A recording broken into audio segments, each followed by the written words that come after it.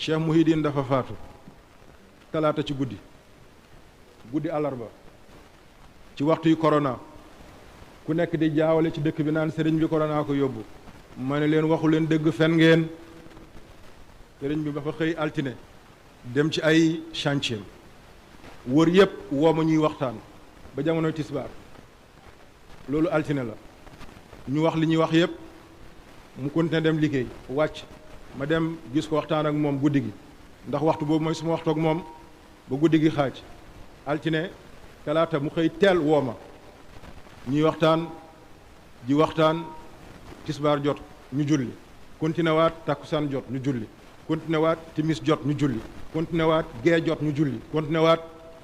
ba 23h30 ah mu daldi wuyu boromam kooku fan la feebaree mbokk yi nguur gi fi newoon ñu ne par force damay denc sëriñ bi guddi gi de ma ne du ci dal ñu yónnee ay gouverneur ministre de l'intérieur yi di woote di ma xupp di nga xam maa ngi yéen la ma ne rey leen ma man pare naa dem fekki sëriñ bi léegi mbokk yi loolu li ma ci daj maa ngi ci tiis ñu may teg pression wallahi du ñu am jàmm bay laa mi xiyam du ñu am jàmm bay laa mi xiyam kii mi ngi faatu ñépp xam ko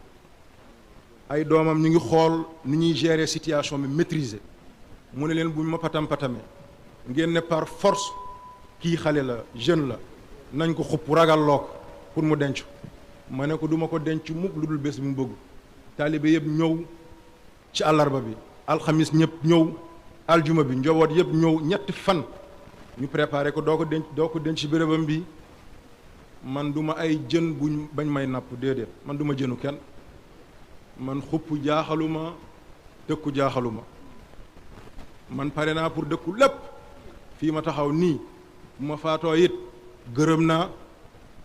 li ma ci ñor ci mission bi ma bàyyee mooy bu ma ko fekk bar sax mukk di rus du ma ko fekk bar sax mukk di am gàcc ci kanamam déedéet yàgg baax na ñàkk yàgg yi yépp mbiru yàlla la li am solo bu ñu la dénkee nga saytu nga téye waaye nag ragal du jéggi raay nii la saxaaba yi di julli yonent Yàlla